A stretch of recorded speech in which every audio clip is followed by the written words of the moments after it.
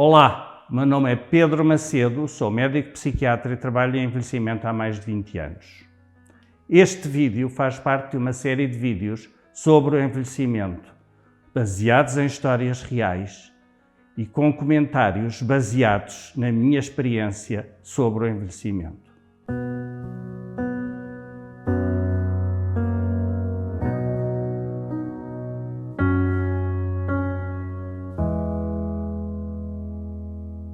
O título da história de hoje é Quem sou eu, quem és tu? A minha consulta de psicogeriatria no hospital era muito concorrida. Havia sempre muita gente na sala de espera.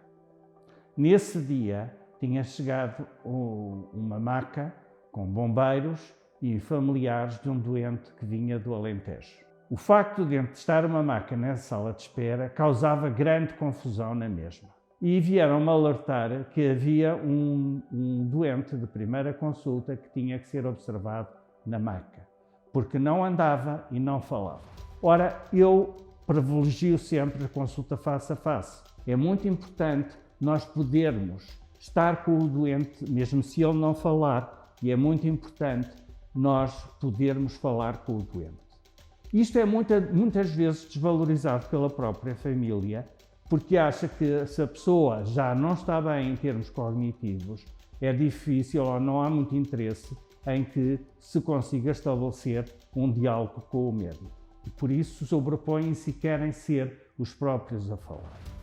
Mas nós, para observarmos um doente, temos que falar com ele, temos que estar com ele. Só assim conseguimos perceber como é que está a funcionar o seu pensamento. Por isso mesmo sugeri que passassem a pessoa para uma cadeira de rodas e que a trouxessem para o meu gabinete quando chegou a altura de iniciar a consulta.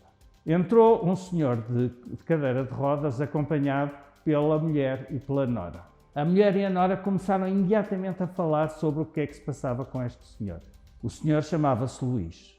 Eu, enquanto as duas conversavam, perguntei ao senhor qual era a terra, porque tinha verificado que ele tinha uma terra que vinha de uma terra com um nome curioso. E aí o senhor respondeu-me. Eu mandei uma graça, mas ele não reagiu muito à minha piada. Continuei a conversar e nisto a mulher e a nora pararam a conversa delas e exclamaram as duas de repente: "Mas ele fala, mas ele está a falar, isto parece impossível, até nos deixas ficar mal." E imediatamente começaram as duas a perguntar: "Mas quem sou eu? Quem és tu? Como é que te chamas? Como é que eu me chamo?" E esta catadupa de perguntas levou a que o Sr. Luís imediatamente se remetesse ao silêncio. Respondeu ainda a algumas perguntas minhas, de forma muito lacónica, mas afinal este homem falava, não conseguia era suportar a forma como era tratado pela mulher e pela nora. A desvalorização e infantilização com que as pessoas de mais idade são frequentemente tratadas pelos familiares próximos e as pessoas até que lhes prestam cuidados são qualquer coisa que pode ser muito lesivo para essa própria pessoa. Lesivo porque, podendo até aparecer aqui como um movimento afetivo face a essa pessoa, encerra em si próprio qualquer coisa de muito mais complicado, que é uma atitude paternalista e de desvalorização.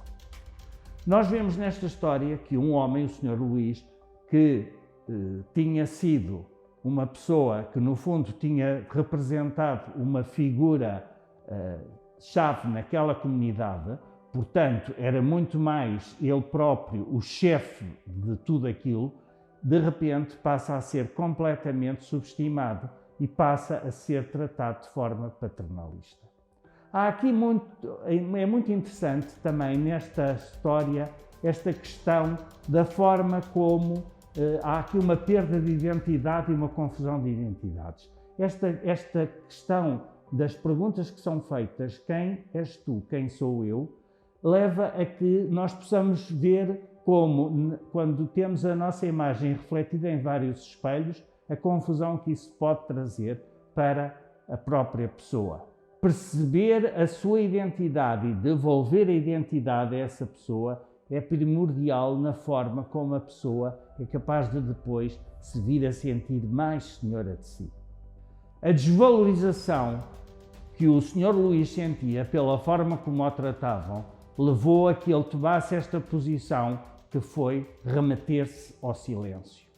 E isto manteve-se ao longo de um tempo bastante dilatado para que fosse entendido como um sintoma de uma doença. Era sentido como muito depreciativo pelo Luís a forma como a mulher e a nora lidavam com ele.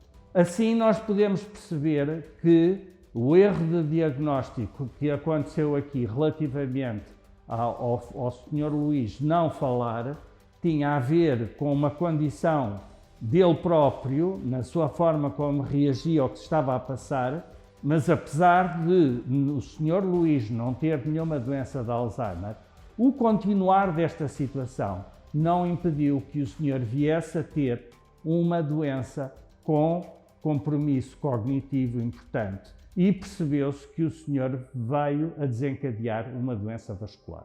Deixo esta pergunta como conclusão. É subestimando o outro que nós conseguimos chegar a ele e percebê-lo?